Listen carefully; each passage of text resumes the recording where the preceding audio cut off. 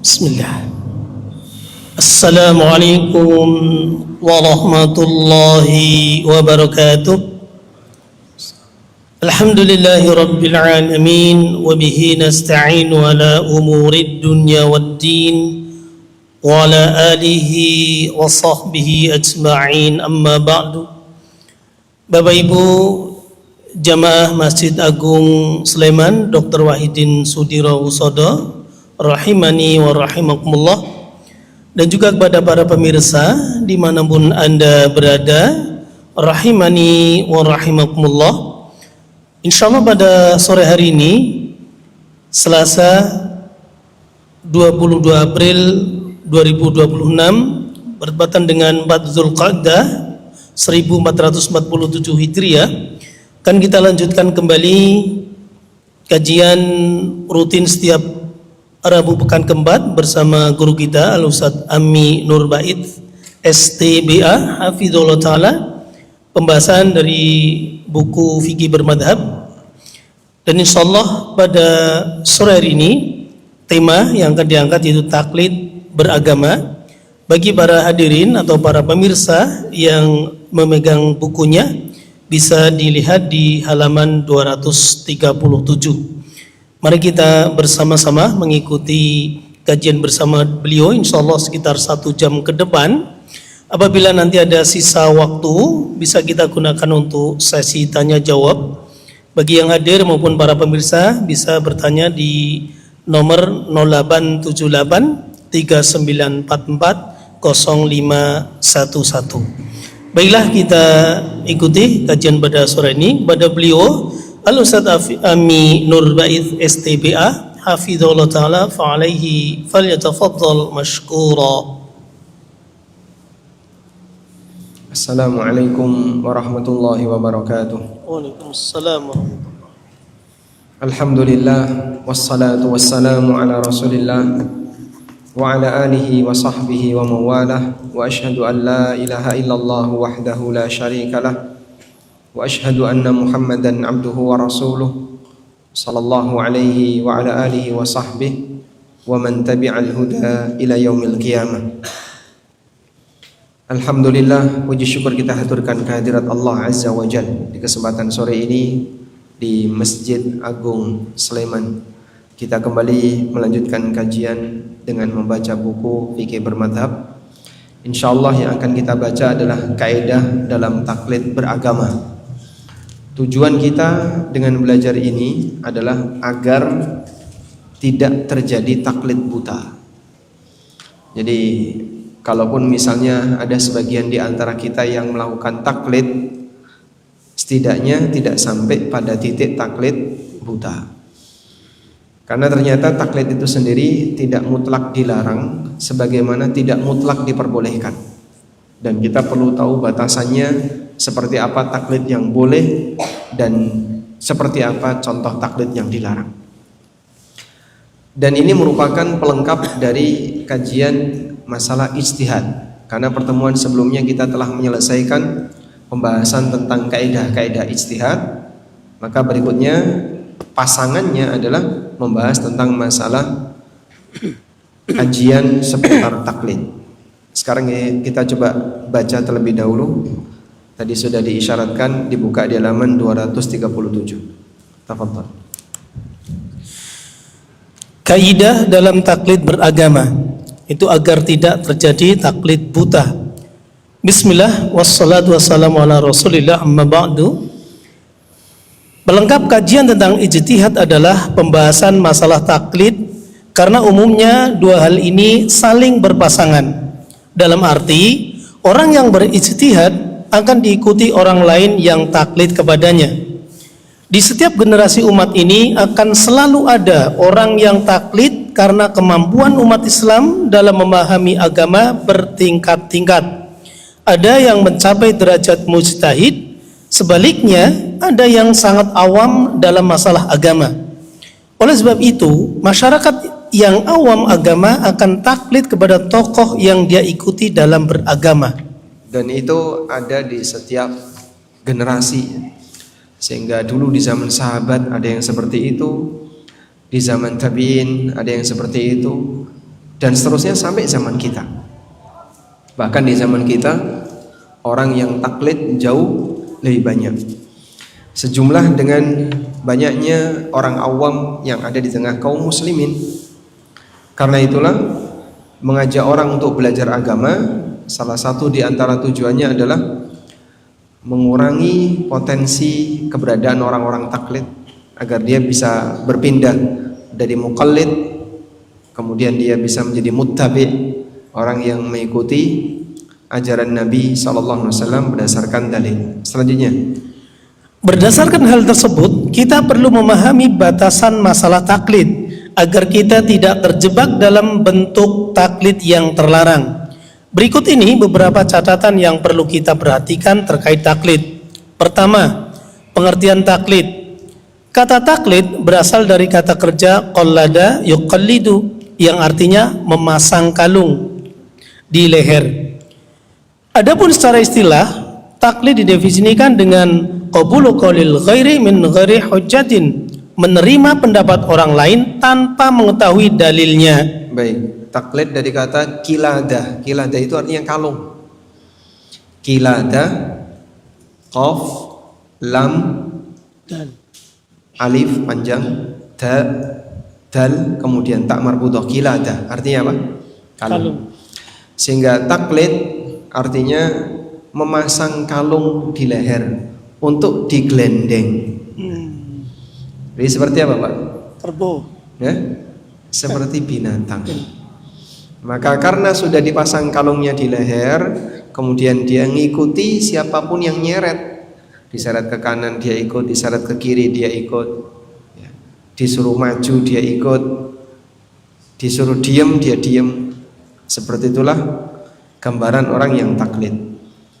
Nah, di sini kami bawakan keterangan yang disebutkan dalam kitab Raudhatun Nadhir karya Ibnu Qudamah. Yang ini adalah tahdzib dari kitab Al-Mustashfa. Ini kitab usul fikih yang menjadi kurikulum di UIM untuk jurusan usul fikih dulu. Nggak tahu kalau sekarang apa sudah berubah atau belum.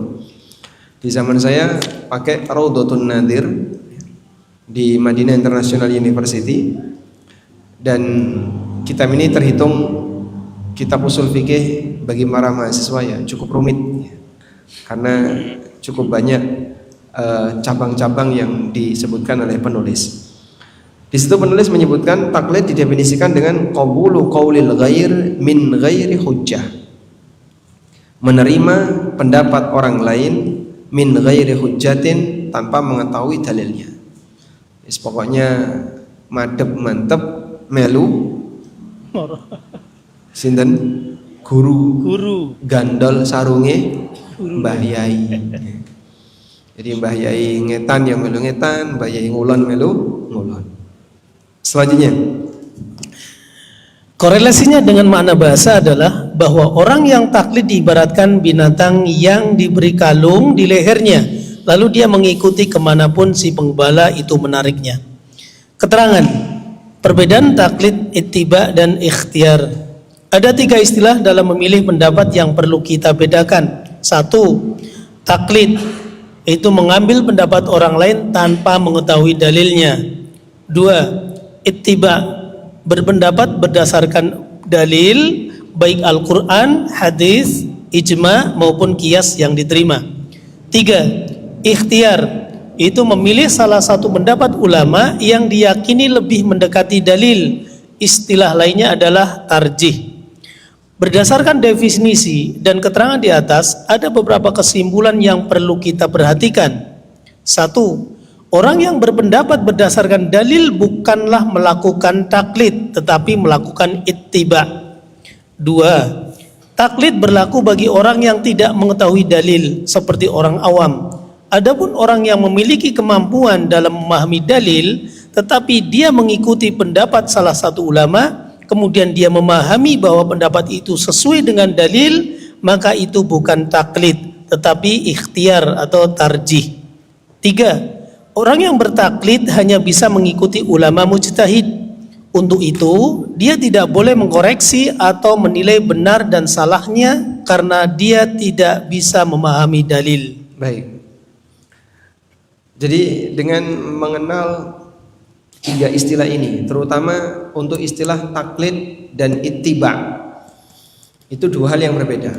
Kalau saya misalnya menyampaikan kepada Bapak Ibu ya, lakukanlah sholat tahiyatul masjid.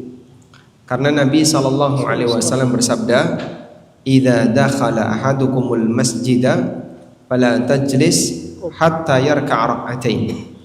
Kalau kamu masuk masjid, jangan langsung duduk sampai sholat 2 rakaat. Terus Anda sholat 2 rakaat. Maka Anda sholat 2 rakaat itu karena mengikuti ucapan saya atau karena mengikuti sabda Nabi SAW? Sabda Nabi. Karena yang mana, Pak? Tergantung ya. Ada sebagian orang nek saya ngandani si A, aku gelem melu. Ya. Tapi nek saya ngandani selain si A, kalau yang bilang itu si A saya mau ikut. Kalau yang bilang selain si A, walaupun dia bawakan 1 juta dalil, nggak bakalan percaya. Ini taklid buta. Dan di negara kita banyak yang seperti ini. Tapi ketika Anda mendengarkan itu dan mengikuti hadisnya, ya, karena Ustadz telah membawakan hadis, maka saya nurut, saya ikut. Sehingga latar belakangnya adalah dalam rangka untuk mengikuti hadis. Ini yang disebut dengan ittiba. Disebut dengan apa? Ittiba. Meskipun bisa kelihatan enggak? Share screen. Belum. Meskipun yang namanya taklid dan ittiba itu terkadang bergabung. Jadi misalnya begini. Anda melakukan sholat tahiyatul masjid. Alasannya adalah ada sebuah hadis. Tapi Anda nggak bisa menilai hadis ini sahih atau tidak. Wah, saya nggak tahu. Saya pokoknya manut saja sama Syekh Fulan yang beliau adalah ahli hadis. Kata Syekh Fulan sahih, saya ikuti sahih. Berarti Anda taklid di posisi apa? Menilai validitas hadis. Sehingga karena Anda tidak bisa menilai validitas hadis, maka Anda taklid di bagian ini. Walaupun Anda ittiba di perintah hadis. Jadi dia taklid di salah satu sesi, ittiba di sesi yang lain. Bisa dipahami? Baik, contoh yang lain. Saat kita menganggap bahasanya salat tahiyatul masjid itu hukumnya sunnah muakkadah, sunnah yang ditekankan. Dari mana kamu bisa menyimpulkan seperti itu? Ya, saya cuma mengikuti ulama A yang ahli usul fikih. Sehingga teks seperti ini beliau pahami ini sebagai sunnah muakkadah, tidak sampai pada derajat wajib. Maka amal salat tahiyatul masjidnya ittiba, tapi cara menyimpulkan hukum dari hadis taklid. Paham? Baik. Kita ulangi di sini ya. Jadi ada apa tadi? Ada taklid dan ittiba. Ada taklid dan ada ittiba. Ittiba itu artinya apa sih? Mengikuti dalil. Ittiba yang dimaksud adalah ittiba'ud dalil atau ittiba'us sunnah. Udah? Terkadang ini bercampur. Jadi ini bercampur. Bercampur dalam arti gimana? Ada orang taklid sekaligus ittiba. Taklid di satu sesi, ittiba di sesi yang lain. Sehingga misalnya tentang dalil salat tahiyatul masjid. Tentang dalil salat tahiyatul masjid. Bunyinya kayak gimana sih, Pak? Nah, biar nanti bisa lebih mendalami, kita coba tampilkan bunyinya salat tahiyatul masjid. Nabi SAW bersabda, "Idza dakhala ahadakumul masjid fala yajlis hatta yarka'a rak'atain." Kalau kamu masuk masjid, maka jangan duduk sampai dia salat 2 rakaat. Hatta yusalli rak'atain. Dalam hadis yang lain, falyarka' rak'ataini qabla an yajlis. Dia lakukan 2 kali rukuk sebelum dia duduk. Hadis dari Abu Qatadah Al-Harith bin Rib'i. Baik. Nah, Anda kan tidak tahu ini hadisnya sahih atau tidak.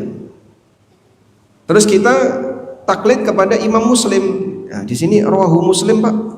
Aku nek riwayat Muslim, Bukhari yakin sahih, Pak. Berarti Anda taklid kepada siapa? Imam Muslim dalam masalah penilaian validitas hadis. Maka kita taklid di sisi mana?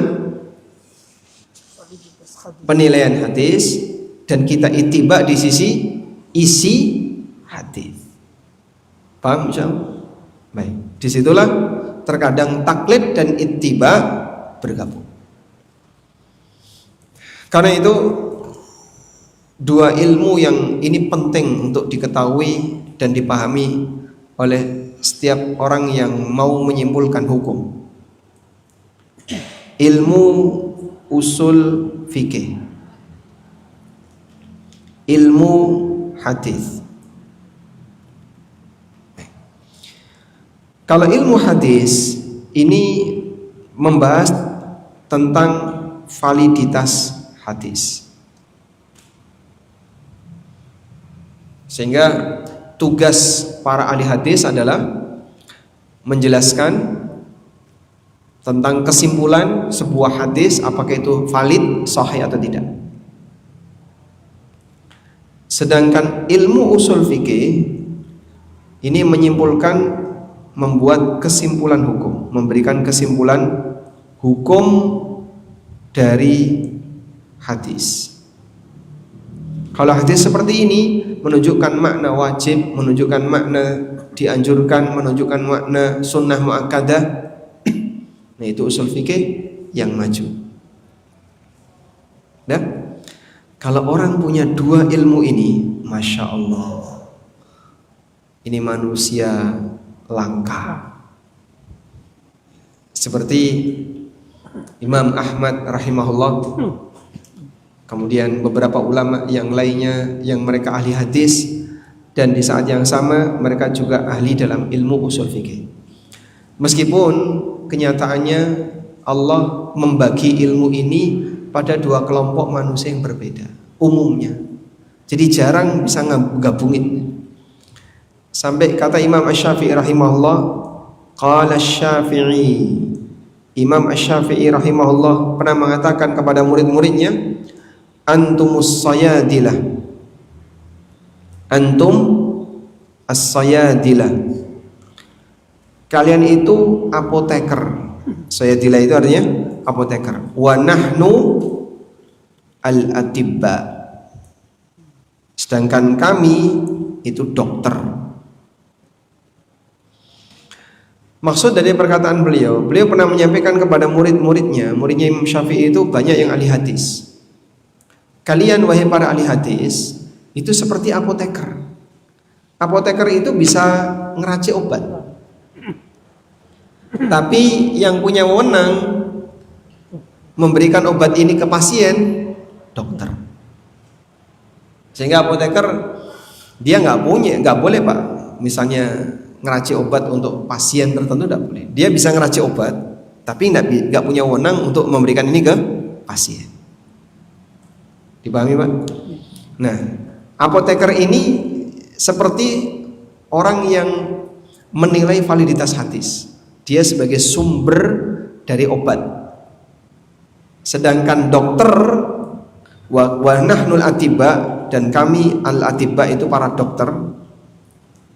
Sedangkan dokter ini yang memberikan resep untuk pasien. Jadi dokter itu di penerapan, apoteker itu di sumber obat. Paham? Imam Asy-Syafi'i rahimahullah pernah menyampaikan kepada murid-muridnya ahli hadis, kalian itu seperti apoteker dan aku dokter.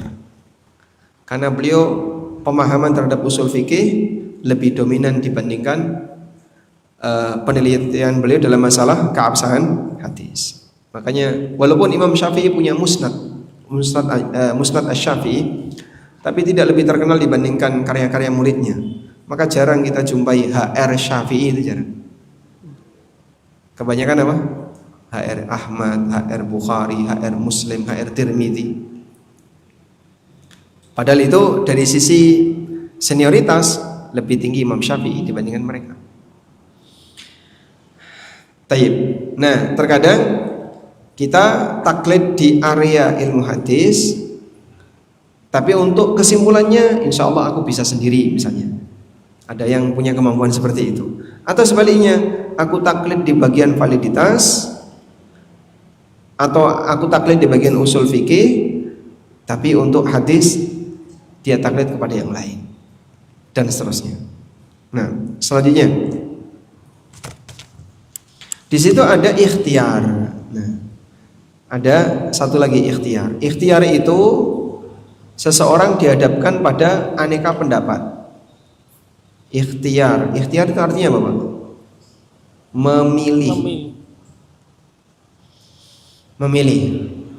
Memilih itu seseorang dihadapkan pada aneka pendapat. Ada pendapat 1 plus alasannya. Ada pendapat 2 plus alasannya. Ada pendapat 3 plus alasannya. Sehingga Bapak dihadapkan pada aneka pendapat plus aneka alasan yang ada di situ. Nah, lalu Anda membaca alasan masing-masing. Ini alasannya apa, ini alasannya apa, ini alasannya apa. Kemudian berusaha untuk memilih mana yang lebih mendekati kebenaran. Lalu Anda tentukan, Anda pilih, kayaknya pendapat 3 ini yang lebih mendekati kebenaran. Sehingga dari sisi proses pemilihan pendapat, dia taklid kepada pendapat ketiga. Namun ketika dia mempertimbangkan, dia membaca alasan, sehingga dia tahu latar belakang kenapa pendapat ketiga ini yang paling kuat. Di posisi inilah sejatinya yang dia lakukan bukan taklid 100%. Ini lebih tepatnya disebut ikhtiar atau tarjih. Dan gak semua orang punya kemampuan kayak gini. Sehingga kadang ada sebagian orang, ini lemas pendapat A kayak gini, pendapat B kayak gini, pendapat C kayak gini. Bingung aku mah, tambah bingung. Nah, sampeyan dikandani kok tambah bingung. Wis toh, pokoknya Ustaz oleh apa boten? Boleh atau tidak? Kemampuan dia untuk ini kan sudah dikasih tahu ulasannya ini. Aku nek kon maca wis bingung. Kon maca bingung. Memaksa akal dia untuk mempertimbangkan materi yang ada di hadapannya itu nggak sanggup. Maka kadang Bapak Ibu bisa lihat ya, di beberapa komen video kami di IG atau di YouTube, saat saya ditanya masalah tertentu lalu saya sebutkan dalam hal ini ada sekian pendapat A, B, C, alasannya seperti ini, komennya bingungi. Lah saya disuruh apa? Ya pokoknya boleh atau tidak. Kalau seperti ini mudah-mudah saja, gampang. Cuman kami tidak ingin model seperti itu. Kita lebih senang mendidik daripada cuman ngasih umpan. Wes pokoknya sampean kudu melu iki ya, kudu melu iki. Ini orang melu iki kobong. Gimana kalau kayak gitu? Tidak mendidik jadinya. Tapi kalau kita perkenalkan, dalam hal ini ada pendapat 1, pendapat 2, pendapat 3. Alasannya A, B, C. Selanjutnya untuk menilai bahwasanya mana di antara 3 pendapat ini yang lebih mendekati, kesimpulannya seperti ini. Komennya jangan bikin bingung tuh. Ini boleh atau tidak? Jadi kira-kira yang komen seperti ini sekolah kelas berapa? Ya cuman kan kita juga perlu toleran melihat ada sebagian orang yang boleh kita sebut sengaja berada di area IQ jongkok, diajak mikir malas. Jadi banyak orang yang diajak mikir malas tuh banyak. Ketika kita sampaikan yang sedikit panjang, bingung, mau, nah tinggal dia malas. silakan berkumpul dengan para malas-malesan. Ya meskipun di kondisi tertentu kalau memang orangnya kita nilai, karena ini kan konsumsi umum, siapapun bisa nonton.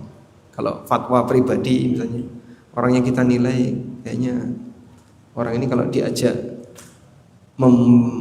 mempertimbangkan pendapat keberatan, ya sudah. Maka kita akan arahkan, Bapak ini saja. Alasannya apa Pak Ustadz? Tadi dikasih alasan ngaku bingung. Begitu dikasih satu pendapat, tolong alasannya apa? Ada juga orang yang WA kayak gitu ya. Pokoknya antum kasih aja jawaban, boleh atau tidak? Tak kasih jawaban, tidak boleh. Alasannya apa?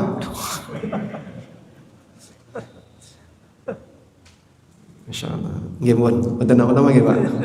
Sekarang kita lanjutkan. Hukum taklid. Baik, hukum taklid.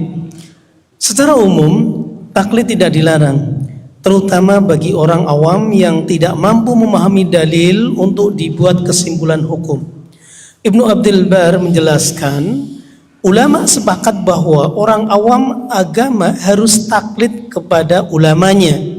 Merekalah yang dimaksudkan dalam firman Allah yang artinya, bertanyalah kepada orang yang berilmu jika kalian tidak mengetahui. Surat An-Nahl ayat 43. Allah berfirman di surat An-Nahl ayat 43, fas'alu ahla dzikri in kuntum la ta'lamun. Bertanyalah kepada yang berilmu kalau kamu tidak tahu. Sehingga kalau tidak tahu, aku nggak mau taklid. Terus, nah kalau gitu belajar nggak mau juga. Lah karpe piye? Wis pokoknya menengahi. Akhirnya malah dia melanggar hukum gara-gara diam saja ketika dia tidak tahu. Selanjutnya, pernyataan semisal juga disampaikan oleh Syekhul Islam. Yang menjadi pendapat jumhur ulama adalah secara umum ijtihad dibolehkan. Demikian pula taklid juga dibolehkan. baik, Anda catat ini ya. Ini keterangan Syekhul Islam. Jaizun fil jumlah. Ijtihad itu secara umum boleh, secara umum. Walaupun ada kondisi khusus tertentu, situasi tertentu orang nggak boleh beristihad. Sehingga orang bahasa Arab kurang ngerti, hadis juga nggak paham, tafsir Quran nggak bisa baca Quran. Ada tokoh agama dia nggak bisa baca Quran. Aku mau beristihad Pak Ustadz. Istihad nganggo apa sampean iki? Wong alate ra duwe. Jadi dia boleh nggak beristihad? Nggak boleh, sebab dia tidak punya piranti untuk beristihad. Alat istihad dia nggak punya. Tapi nekat pokoknya aku kudu istihad. Katanya taklid itu haram, maka aku mau beristihad. Nah ini nanti akan mencelakakan dirinya sendiri nanti. Selanjutnya, para ulama tidak mewajibkan setiap orang untuk berijtihad dan mengharamkan taklid. Demikian pula mereka tidak mewajibkan setiap orang untuk taklid dan melarang ijtihad. Majmu' al-Fatawa. Berdasarkan rincian hukum taklid, ada taklid yang dibolehkan dan ada taklid yang tercela. Taklid yang dibolehkan adalah taklid yang memenuhi beberapa ketentuan, sebagaimana penjelasan di kitab Ma'lim Usul Fiqih halaman 491-492. Ketentuan-ketentuan tersebut adalah sebagai berikut. baik, di sini saya cuma menyimpulkan dari kitab Ma'alim Usul Fiqih Inda Ahlis Sunnati wal Jamaah karya Muhammad Al-Jizani. Ya, itu yang ringkas, mudah diakses. Meskipun Anda boleh saja misalnya mengambil referensi yang lain, tapi ini yang paling gampang. Sekarang kita lihat. Satu, terkait kondisi orang yang taklid. Ada dua kondisi orang yang dibolehkan untuk taklid. A. Orang yang benar-benar bodoh atau tidak paham dalam masalah agama. Contohnya, orang awam yang tidak bisa memahami dalil untuk membuat kesimpulan hukum agama, sehingga dalam masalah apapun terkait syariat, dia hanya bisa mengandalkan keterangan orang lain. nah ini kondisi pertama ya. Jadi taklid nanti mengenai hukumnya dilihat dari beberapa sudut pandang. Pertama, dilihat dari kondisi orangnya, dari sudut pandang subjek orangnya. Beliau kasih rincian. A. Orang yang benar-benar bodoh. Wis pokoknya aku ora ngerti wis manut. Ini orang awam 100%. Dan seperti ini kan banyak sekali Pak ya. Rudak. Apalagi beliau baru kenal agama di lanjut usia. Sehingga Arab sinau bahasa Arab. Masya Allah Pak Ustaz. Adoe gitu ya. Memeng ya. Dia sudah ketakutan duluan. Ketika dia dihadapkan, Bapak kalau mau belajar agama serius, monggo niki sinau nahwu. Nahwu iki apa, Ustaz? Sorof iki apa? Dia sudah ketakutan duluan. Selanjutnya, B. Orang dalam keadaan tidak mampu melakukan ijtihad. Contohnya, ulama yang ditanyai terkait masalah tertentu dan si penanya butuh jawaban segera. Jika ulama tersebut tidak memiliki cukup waktu untuk berijtihad, beliau taklid dengan fatwa ulama lain agar beliau bisa segera memberi jawaban kepada si penanya. Ini boleh ya. Misalnya Bapak tanya kepada Ustadz A nggak punya jawaban, padahal masalah ini genting, harus segera dijawab. Lalu Anda tanya kepada kemudian Ustadz A ini tanya kepada Ustadz yang lebih berilmu. Nah seperti ini boleh. Ada kasus ini ya, waktu itu genting. Salah satu aparat WA saya, boleh enggak saya mengeksekusi X dengan hukuman bunuh? Wah, urusan darah kayak gini enggak berani saya. Langsung saya tanyakan ke beberapa asatidzah yang lain, ada Dr. Arifin Badri, ada dokter yang lain.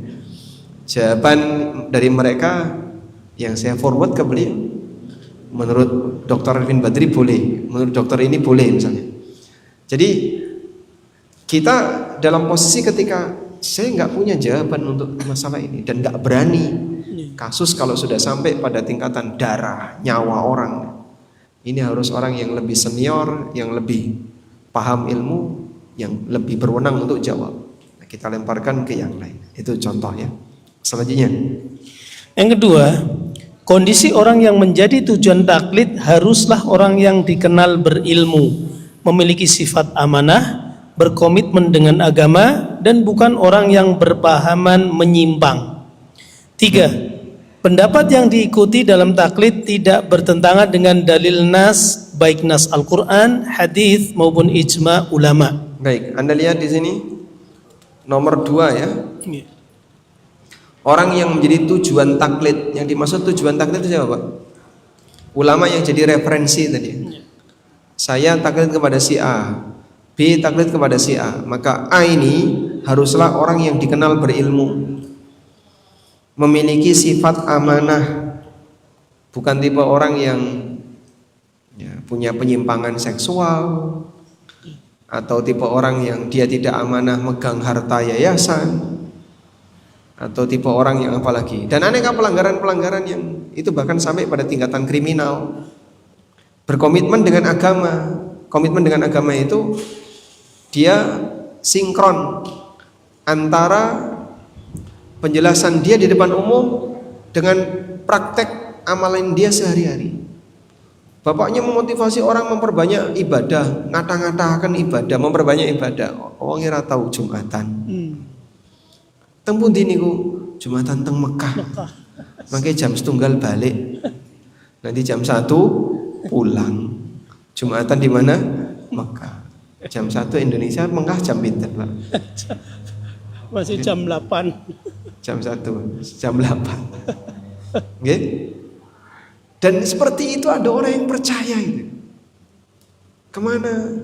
Ya tadi keluar jam 10, nanti Jumatan ke Mekah jam 1 balik. Jam 1 balik ini, kalau anggaran beliau balik jam 5 sore atau jam 6 sore itu, maklum. Mungkin saya bisa dipercaya. Lagi jam 1 balik, wis rampung Jumatan. Orang yang hilang. Kadang nggak pernah sholat jamaah di masjid. Jadi mau diambil apanya manusia seperti ini? Kemudian bukan orang yang berpemahaman menyimpang.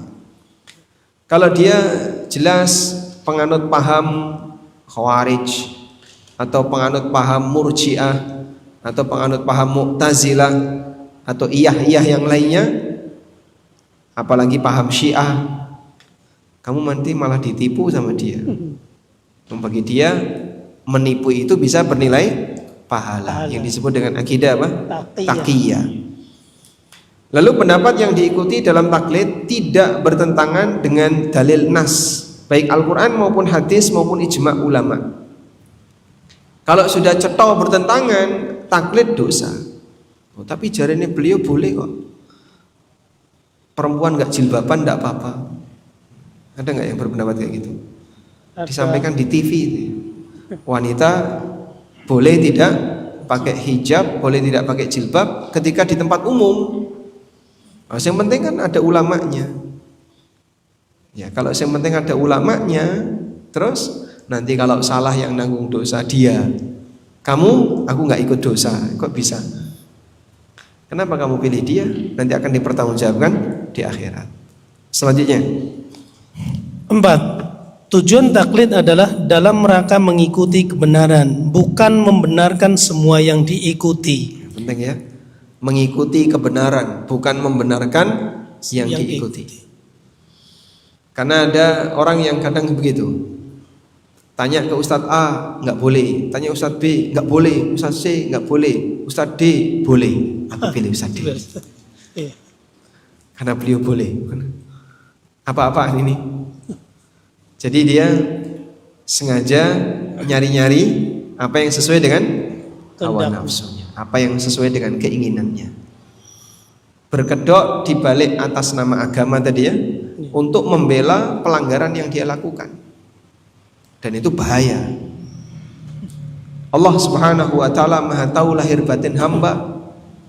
Karena itu satu prinsip yang perlu kita sadari, bahwa ketika orang mengambil pendapat, yakini bahwasanya dia akan dimintai pertanggungjawaban besok di akhirat. Selanjutnya, oleh karena itu, jika ada orang yang taklid dengan pendapat si A, lalu setelah belajar dia mendapat pencerahan bahwa pendapat si B lebih mendekati kebenaran, maka dia harus berpindah ke pendapat si B. Sehingga pertimbangannya apa?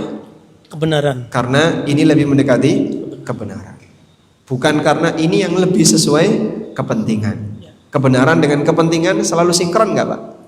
Tidak. Ya, banyak yang nggak sinkron. Dia punya kepentingan A, kebenaran ada di B. Dia punya kepentingan B, kebenaran ada di C. Nah, ketika nggak sinkron seperti itu, jangan coba-coba membela kepentingan dengan alasan berkedok mengikuti kebenaran. Allah Maha tahu. Ini ada satu cerita. Mungkin Pak Imam sudah tahu ceritanya? Belum. Oh, belum. Udah pernah dengar belum? Belum disampaikan. Ada orang melakukan kerjasama, 3 orang. Waktu itu yang datang menemui saya 4 orang. Yang satunya ustadznya, ya penasihat spiritual lah. 4 orang ini datang ke kantor kami di Yufid waktu saya kerja di Yufid. Datang dari Jakarta, Mas, untuk tanya tentang hukum praktek kerjasama yang mereka kerjakan, yang mereka lakukan. Setelah menyampaikan penjelasan mereka bertiga ini, kemudian saya sampaikan seperti ini tidak boleh. Ini ada sisi riba di sini, ada sisi goror di sini, ini tidak boleh. Ya? Nah, setelah itu mereka beraktivitas yang lain. Terus penasihat spiritual ini, ustadz ini bilang ke saya, sebenarnya 3 orang ini sudah menemui 2 ustadz di Jakarta. Ustadz Erwandi dan Ustadz Nizar. Senior sih. Beliau datang ke sini nyari second opinion. Insyaallah. Bukan third opinion ini. Sehingga dia cari opini yang berbeda, ketemunya sama. Saya langsung alhamdulillah, aku gak kepleset. Alhamdulillah, itu tadi kalau saya kepleset, Diikuti. menurut mereka berharap kamu ngasih jawaban yang beda sehingga mau ngikuti. Karena yang pertama melarang, yang kedua melarang. Wah, semoga yang ketiga membolehkan. Jadinya apa ini, Pak? Bukan dalam rangka untuk mencari kebenaran, tapi gimana caranya membenarkan apa yang sudah diikuti. Jadi dia sudah memiliki paham dulu, kalau bisa ya jawabannya kayak gini, terus minta rekomendasi. Itu kalau caranya seperti ini, orang bisa mengendalikan fatwa. Dulu ulama Bani Israel ada yang mengalami seperti itu. Allah singgung dalam Al-Quran. Bapak lihat ayat ini. Di surat Al-A'raf ayat 169. Fakhalafa min ba'dihim khalfun warithul kitaba ya'khuduna arada hadzal adna wa yaquluna sayughfaru lana. Lalu datanglah generasi setelah mereka, generasi yang buruk setelah mereka, warithul kitab. Yang generasi buruk ini mendapatkan warisan Alkitab. Artinya dia menerima Taurat dari generasi-generasi sebelumnya. Namun yang terjadi, berarti ini kan tokoh agama ya, menerima Taurat artinya apa? Engkang sumanding kitab wahyu ning suci. Kitab wahyu ilahi. Sumanding dateng kitab suci menika sinten? Ulama. Para alim ulama. Sehingga mereka adalah orang yang selalu bersanding dengan kitab suci. Warithul kitab. Gimana karakternya? Ya'khuduna arada hadzal adna. Mereka mengambil suap berupa harta yang hina untuk memberi fatwa yang salah. Wa yaqulun, dan mereka mengatakan sayughfaru lana, kita nanti akan diampuni. Dalam kondisi mereka melakukan penyimpangan, tapi mereka punya keyakinan gampang, nanti pasti akan diampuni. Allah Maha Pengampun kok. Kemudian Allah mengatakan wa iyatuhum aradum mithluhu ya'khudhu. Setelah dia tobat, krasa menyesal, minta ampun kepada Allah, ketika datang kesempatan yang kedua juga ngambil lagi. Ketika datang kesempatan penyimpangan yang kedua, ngambil lagi. Ibaratnya ada orang yang korupsi, lalu dia ketangkap, nanti ketika ada kesempatan lagi, korupsi lagi. Alam yu'khad alaihim mitsaqul kitab alla yaqulu 'ala Allahi illa al-haqq wa darasu ma fihi. Bukankah telah diambil perjanjian isi Alkitab kepada mereka, alla yaqulu 'ala Allahi illa al-haqq, di mana mereka tidak boleh bicara atas nama Allah kecuali kebenaran. Wa darasu ma fihi, dan mereka mengkaji isi dari Alkitab. Bukankah mereka itu sudah dikasih perjanjian untuk mengkaji isi Alkitab, tapi mereka tidak mau mengkaji isi Alkitab. Baik. Nah, kalau di tengah kaum muslimin ada seperti ini ya, berarti dia melestarikan budaya pendeta Yahudi. Selanjutnya, yang kelima, tidak menjadikan ulama yang dijadikan sandaran taklid selayaknya nabi, yaitu yang diyakini semua pendapatnya pasti benar dan maksum dari semua kesalahan. Syekhul Islam menjelaskan, para wali Allah mungkin saja berbuat salah. Oleh karena itu, manusia tidak wajib untuk mengimani semua yang disampaikan oleh wali Allah, agar kedudukannya tidak disetarakan dengan nabi. Majmu' al-Fatawa. Baik. Nah, ini prinsip penting juga ya.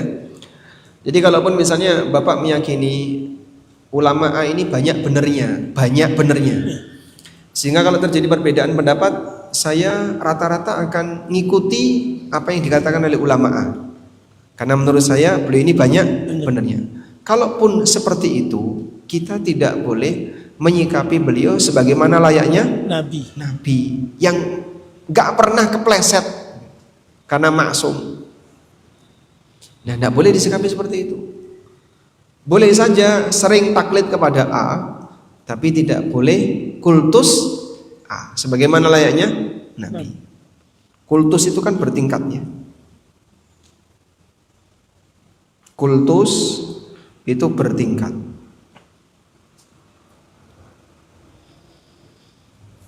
Kalau nabi dikultuskan,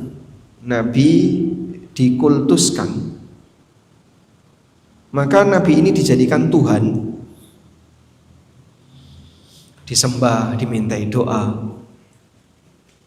Yang kedua, kalau wali dikultuskan, nah wali ini dijadikan nabi. Memang wali ini tidak disembah, tapi dia dijadikan sebagaimana layaknya nabi. Apapun yang dikatakan oleh sang wali pasti benar. Sehingga seolah-olah pendapatnya apa? Seolah-olah pendapatnya maksum, tidak pernah salah. Sebagai contoh misalnya, dari deretan ulama yang Bapak kenal, ada Imam Asy-Syafi'i, ada Imam Ahmad, ada Imam Malik, ada Imam Abu Hanifah. Kira-kira Anda lebih ridho kalau terjadi beda pendapat ya, taklid kepada siapa? Orang di Indonesia disurvei ya langsung Imam Syafi'i. Ya walaupun misalnya saya lebih cenderung kepada pendapatnya Imam Syafi'i, tapi kita tidak boleh menjadikan beliau sebagaimana layaknya Nabi yang maksum perkataan. Sehingga kita meyakini Imam Syafi'i manusia yang bisa salah. Imam Syafi'i manusia yang bisa keliru. Walaupun dalam banyak kasus aku sering mengikuti pendapat beliau rahimahullah. Dipahami ya? Baik. Selanjutnya kita akan beralih ke pembahasan yang ketiga. Yang ketiga, orang yang taklid tidak bisa bebas hisab. Tidak bebas hisab. Ya. Orang yang taklid tidak bebas hisab. Prinsip penting yang perlu untuk dipahami adalah bahwa setiap manusia akan dimintai pertanggungjawaban atas semua perbuatan yang dia lakukan, termasuk dalam masalah memilih suatu pendapat atau taklid terhadap tokoh tertentu. Oleh karena itu, para ulama mengingatkan untuk berhati-hati dalam mencari guru, termasuk menjadikan tokoh tertentu sebagai panutan. Muhammad bin Sirin, seorang ulama tabi'in, pernah mengingatkan, sesungguhnya ilmu adalah bagian dari agama. Oleh karena itu, perhatikanlah dari mana kalian mengambil sumber agama kalian. Hadis riwayat Imam Muslim. Baik, nomor 26 ini dicoret ya. Oh, iya. Yang benar dalam muqaddimah. Ini tidak ada di teks Sahih Muslim, tapi adanya di muqaddimah. Di sini yang lebih tepat di muqaddimah. Muqaddimah itu maksudnya muqaddimah kitab Sahih Muslim. Jadi Imam Muslim itu memberi muqaddimah untuk kitab Sahihnya. Kalau Imam Bukhari tidak ada muqaddimahnya. Namun Imam Muslim tidak ngasih bab, judul bab itu tidak ada. Jadi yang memberi judul bab ulama-ulama yang lain. Oleh karena itu, ketika kita menyampaikan riwayat Imam Muslim di muqaddimah, perlu disertakan hadis riwayat Muslim dalam muqaddimah. Karena standarnya beda antara isi dengan muqaddimah. Selanjutnya, dahulu para ulama menyadari bahwa mengambil guru agama adalah hal yang harus dipertanggungjawabkan di akhirat. Imam Asy-Syafi'i rahimahullah pernah mengatakan tentang gurunya, yaitu Imam Malik bin Anas rahimahullah, aku ridho terhadap Imam Malik untuk menjadi hujjah antara aku dengan Allah. Mu'allim Tarbawiyah. Keterangan yang lain disampaikan oleh Adz-Dzuhli, aku jadikan Ahmad sebagai hujjah antara aku dengan Allah, di dalam Al-Bidayah wa Nihayah. baik. Ini keyakinan yang dimiliki oleh para ulama, bahwa ketika saya mengikuti pendapat A, saya mengikuti pendapat B, maka saya punya tanggung jawab nanti di akhirat akan dihisab. Itu prinsipnya. Karena tidak ada manusia yang bebas hisab. Sehingga memilih pendapat itu juga nanti akan dihisab. Maka Imam Syafi'i rahimahullah mengatakan, aku ridho untuk menjadikan Imam Malik sebagai hujjah antara aku dengan Allah. Sehingga kalau nanti sampai Allah bertanya kepadaku, kenapa kau mengambil pendapatnya Malik? Kenapa kau jadikan Malik sebagai gurumu?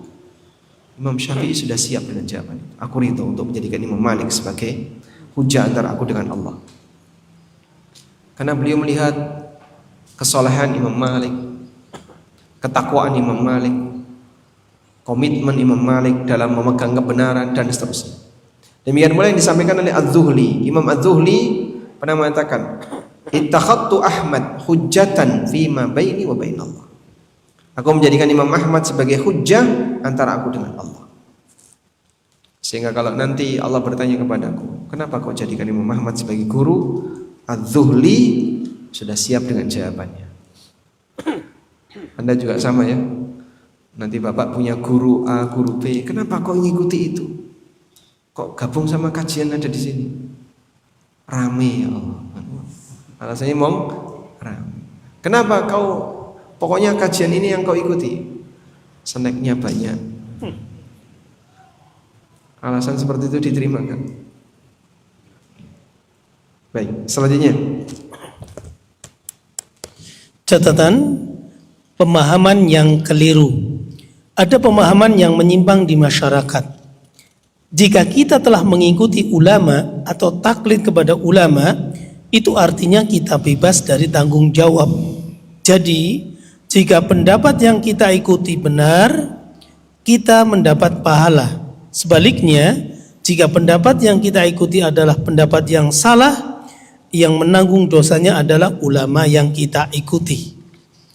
Subhanallah, jelas ini pemahaman yang tidak benar. Ketika seseorang memilih pendapat atau taklid kepada seorang tokoh tertentu, dia akan mempertanggungjawabkan perbuatan itu. Lebih jauh lagi, orang yang memilih pendapat yang jelas salah dan menyimpang dari kebenaran pasti akan menyesali perbuatannya di akhirat. Allah Subhanahu wa taala berfirman, "Wa yauma ya'uddu adh-dhalimu 'ala yadayhi yaqulu ya laitani ittakhadhtu ma'ar rasuli sabila ya wailata laitani lam attakhidh fulanan khalila laqad adallani 'anil dzikri ba'da idh ja'ani wa kana asyaitanu lil insani khadhula." Dan ingatlah hari ketika itu orang yang zalim menggigit dua tangannya seraya berkata, "Aduhai, kiranya dulu aku mengambil jalan bersama-sama Rasul. Kecelakaan besar bagiku. Kiranya aku dulu tidak menjadikan si fulan itu teman akrabku. Sesungguhnya dia telah menyesatkan aku dari Al-Quran ketika Al-Quran telah datang kepadaku. Dan syaitan itu tidak mau menolong manusia." Al-Furqan ayat 27-29. Baik, jadi ayat ini menggambarkan penyesalan orang yang mengikuti pendapat orang lain yang jelas salah. Kemudian besok di hari kiamat dia gigit jari, lalu mengatakan, "Ya wailata laitani lam attakhidh fulanan khalila."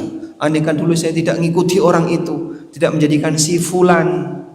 Kata fulan dalam Al-Quran ada ya, fulanan khalila.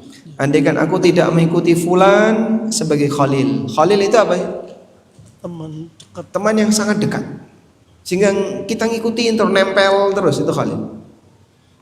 Kata sini mimilan mintuno, sehingga dia nempel terus, pokoknya nggak mau pisah. Beliau mau kemana saya ikut. Laqad adallani 'anil dzikri ba'da idh ja'ani. Sungguh dia telah menyesatkanku dari peringatan kebenaran Al-Quran ketika Al-Quran itu datang kepadaku. Sehingga saat kebenaran itu sampai kepadanya langsung ditolak mentah. Pokoknya kalau yang nggak ngomong bukan ini, saya nggak mau. Kalau yang ngomong bukan ini, saya nggak mau.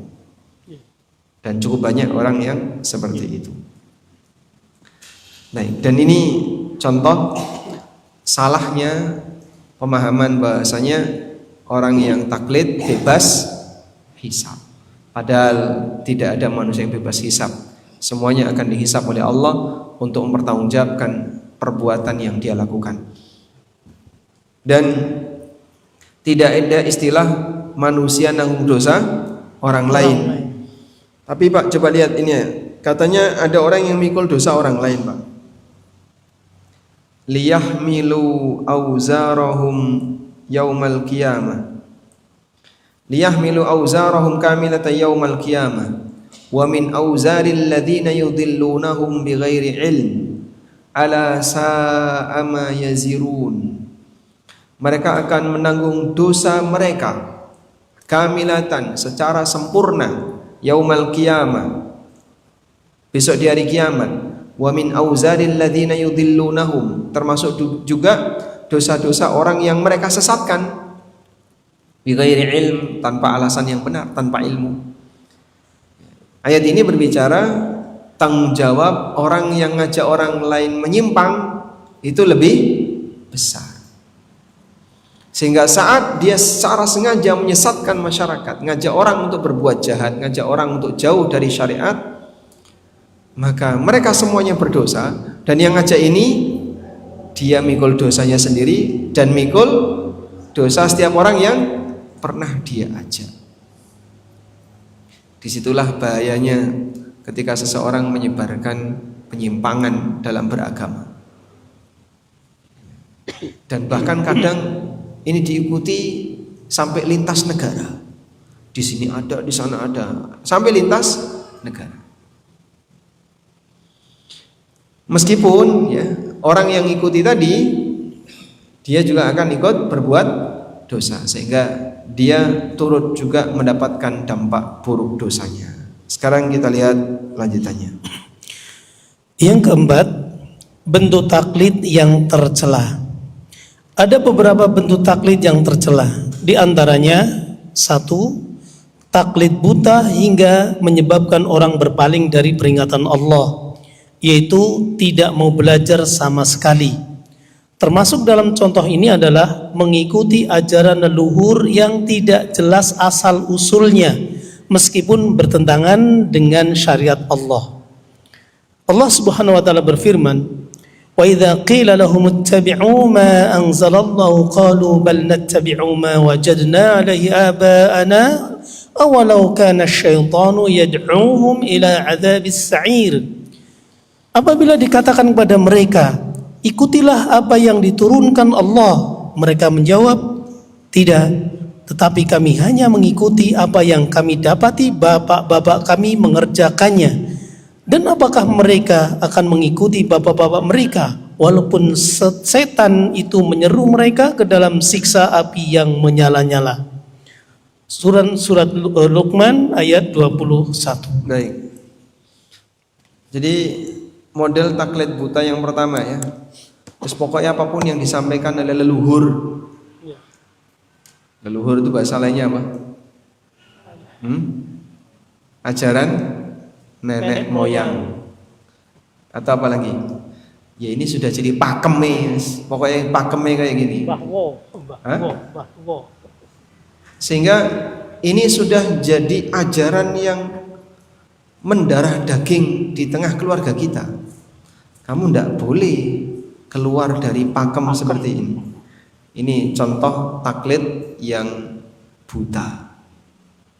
Allah Subhanahu wa taala sebutkan, gara-gara seperti ini orang musyrikin mereka tidak mau menerima ajaran Nabi sallallahu alaihi wasallam. Wa idza qila lahum ittabi'u ma anzalallah, ketika dikatakan kepada mereka ikutilah apa yang Allah turunkan, qalu, maka mereka mengatakan, bal nattabi'u ma wajadna 'alaihi aba'ana, kami mengikuti ajaran yang kami jumpai dari bapak kami. Kami mengikuti bapak kami. Awalau kana syaitanu yad'uhum ila adzabis sa'ir, tidakkah mereka sadar kalau setan mengajak mereka ke dalam azab yang menyala-nyala? Sehingga di saat mereka diajak mengikuti ajaran Allah, maka alasan mereka apa? Kami mengikuti ajaran leluhur. Selanjutnya, bentuk taklid tercela yang kedua, taklid kepada orang yang tidak jelas keilmuannya. Allah melarang kita untuk mengambil sikap yang kita tidak mengetahui ilmunya. Allah Ta'ala berfirman, "Wala taqfu ma laysa laka bihi ilmun." Jangan mengikuti sesuatu yang kalian tidak memiliki ilmunya. Surat Al-Isra ayat 36. Seseorang boleh taklid, tetapi itu bukan berarti dia boleh memilih pendapat manapun yang dia sukai atau mengikuti tokoh siapapun tanpa mengenali latar belakangnya atau menimbang pendapatnya. Usaha ini harus dilakukan sesuai dengan kemampuannya. Sebelum sahabat Salman Al-Farisi masuk Islam, beliau berusaha untuk mengenali ciri dan sifat Nabi Sallallahu Alaihi Wasallam. Salman mendapatkan keterangan dari seorang rahib bahwa Nabi yang terakhir itu menerima hadiah tetapi tidak menerima sedekah dan khotam nubuah di punggungnya. Berapa ciri? Tiga ciri Nabi terakhir yang dipahami oleh Salman berdasarkan pengalaman beliau yang sudah pernah beragama ahli kitab, dulu pernah Nasrani. Lalu dikasih tahu oleh pendetanya, Nabi terakhir itu tidak makan sedekah, Nabi terakhir itu menerima hadiah, Nabi terakhir itu ada khatamun nubuwah di punggungnya. Nah, kemudian ketika Salman ini sampai di Rasulullah SAW, kemudian Salman ini melakukan uji coba, melakukan eksperimen. Ini betul nggak Nabi terakhir? Salman datang bawa makanan, kemudian beliau mengatakan, ya Rasulullah, ini sedekah untuk Anda. Oleh Nabi SAW dikasihkan para sahabat, dan beliau tidak nyentuh sama sekali, sehingga beliau tidak makan sedekah. Di kesempatan yang lain Salman membawakan makanan, lalu datang kepada Rasulullah SAW, ya Rasulullah, ini hadiah untuk Anda. Diterima oleh Nabi SAW, kemudian beliau ngajak para sahabat yang lain untuk makan bersama. Sehingga Salman sudah mendapatkan 2 bukti. Tinggal yang terakhir, beliau ingin tahu khotam nubuwah. Gimana caranya untuk bisa nyentuh khotam nubuwah di pundak? Orang tiba-tiba mendekat ke Anda, Pak, buka kelambine Pak. Sopan enggak? Salman mendekat dan mendekat. Nabi SAW tahu kalau orang ini mau cari bukti ke Nabi. Lalu oleh Rasulullah SAW, pakaian beliau kan seperti pakaian orang ihram, dikendorkan bagian belakang. Kemudian Salman memeluk Rasulullah SAW, dan beliau dapatkan ada benjolan seperti keloid di punggung Rasulullah SAW, di bagian atasnya, sebesar telur puyuh. Itulah khatamun nubuwah. Allah taruh tanda itu di punggung Nabi sallallahu alaihi wasallam. Selanjutnya,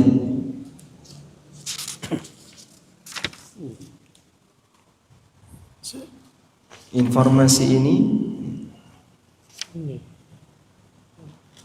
halaman 246. Informasi ini menjadi dasar bagi Salman untuk datang ke Madinah.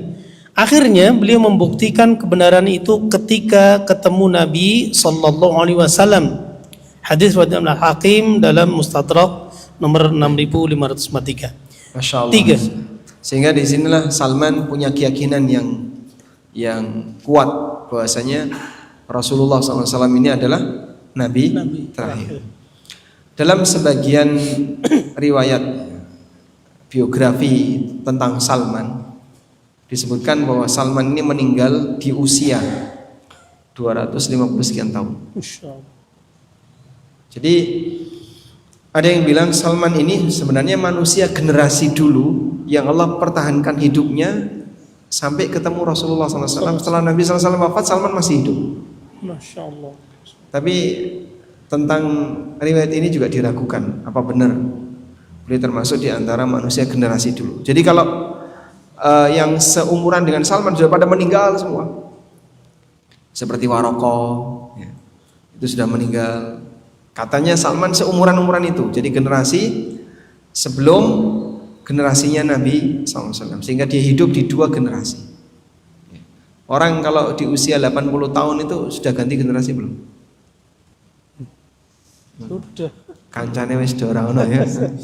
Kanca bal-balan gue mati kabeh. Kesepian. Apalagi yang usia 90-an tahun, yang usianya bahkan sampai ada yang mencapai 100 tahun. Itu sebenarnya orang yang generasi sebelumnya, tapi masih bertahan hidup. Nah, kalau riwayat itu benar, maka Salman ketemu Rasulullah SAW di usia ratusan tahun.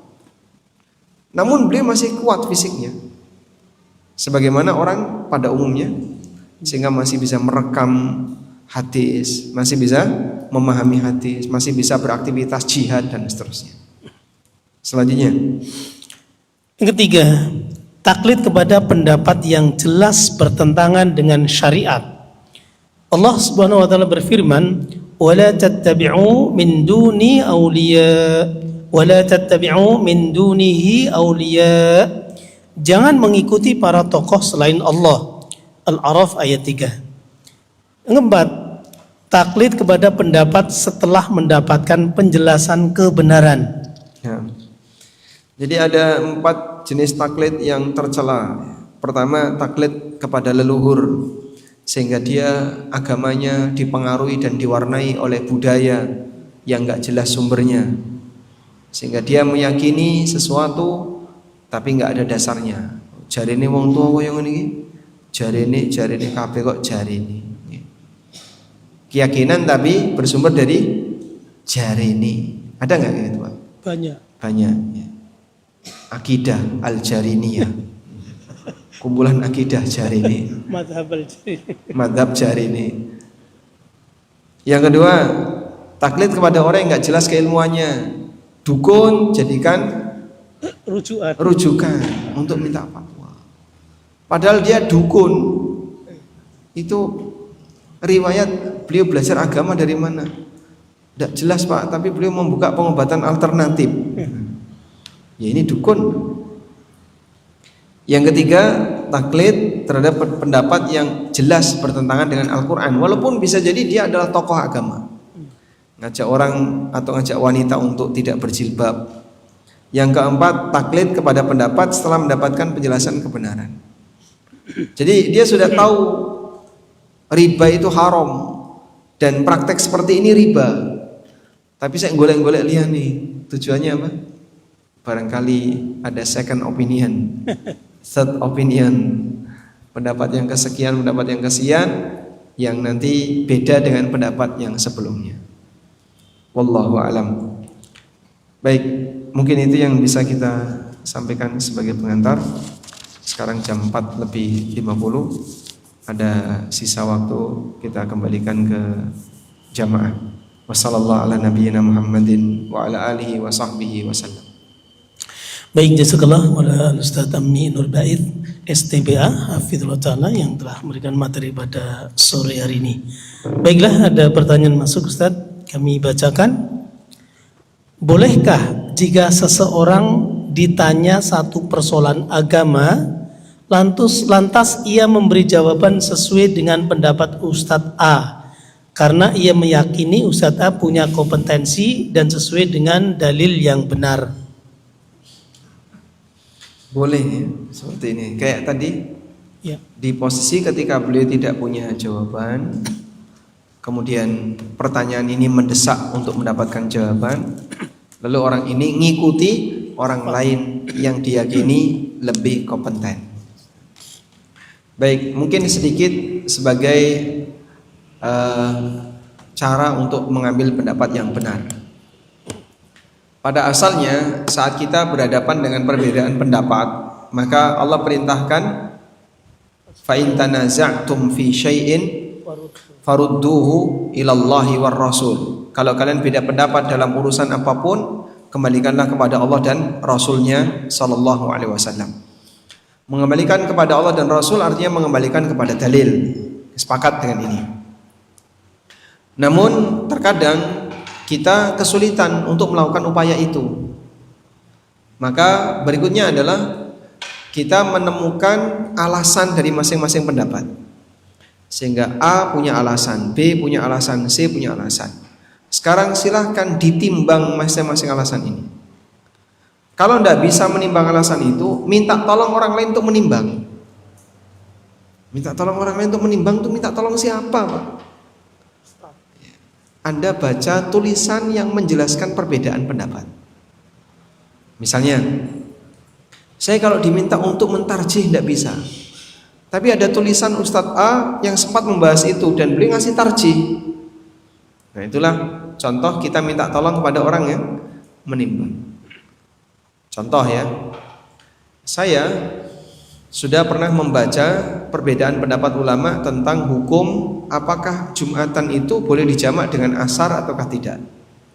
Ada pendapat yang mengatakan boleh, ada pendapat yang mengatakan tidak boleh dengan alasan masing-masing. Ya.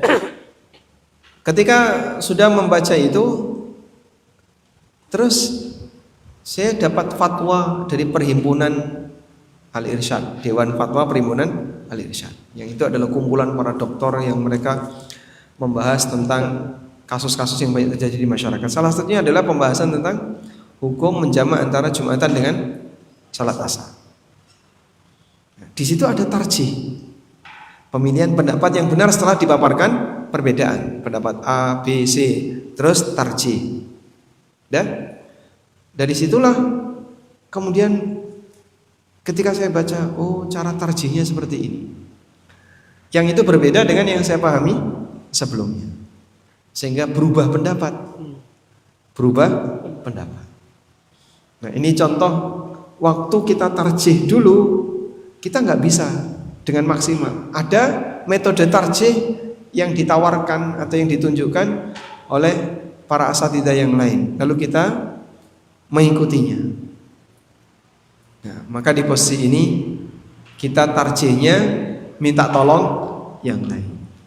Dipahami ya? Baik. Kadang ini saja juga nggak bisa. Saya masih belum ngerti ya Pak. Tadi Ustadz menyampaikan perbedaan pendapat, lalu beliau memberikan tarjih. Tapi aku ya saya tetap radong. Karena ada perbedaan. Kata Ustadz ini pendapat A lebih kuat, kata Ustadz ini pendapat B lebih kuat. Masing-masing ngasih tarjih. Aku jadi bingung. Maka yang terakhir adalah memilih pendapat dengan pertimbangan subjektif. Subjektif itu dengan menilai mana dari dua ustadz ini yang kira-kira menurut kamu lebih bertakwa. Wah, dua-duanya bertakwa Pak. Gak punya kasus kuota haji kok. Ya itu contoh saja. Baik, alhamdulillah. Mana dari dua ustadz ini yang menurut kamu lebih berilmu? Wah, itu yang bingung aku. Cuman yang satunya doktor, yang satunya mondok. Yang satunya alumni pondok, yang satunya doktor. Ya, kira-kira menurut kamu gimana? Aku sih kayaknya lebih mantep yang dokter. Monggo. Jadi posisi dia apa? Menilai berdasarkan subjektivitas. Itu yang terakhir sudah. Kalau sudah seperti itu, gugur kewajibannya. Sehingga tugas kita kalau menjumpai perbedaan, kalau nggak ada perbedaan pendapat ya tinggal ikuti saja. Kalau ada perbedaan pendapat, bersemangatlah untuk mengembalikan kepada dalil. Kalau tidak bisa, ikuti orang yang paham dalil. Yang paham dalil juga beda pendapat. Cari orang yang bisa mentarjih. Kalau tidak bisa, Anda gunakan pendekatan subjektif. Itu yang terakhir. Wallahu a'lam.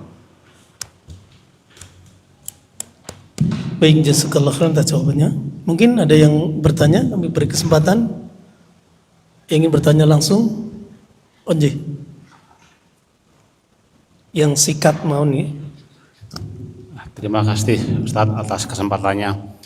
Di beberapa kajian-kajian yang saya temui di kampung itu, gurunya, ustadznya atau kiainya itu kadang memberikan keterangan begini. Wis sing pokoknya do teko, yang penting gelem ngaji ya. Ora paham ora apa-apa. Enggak paham enggak apa-apa, enggak ngerti enggak apa-apa. Wis manut wae. Ini mohon pencerahannya Ustaz. Ya.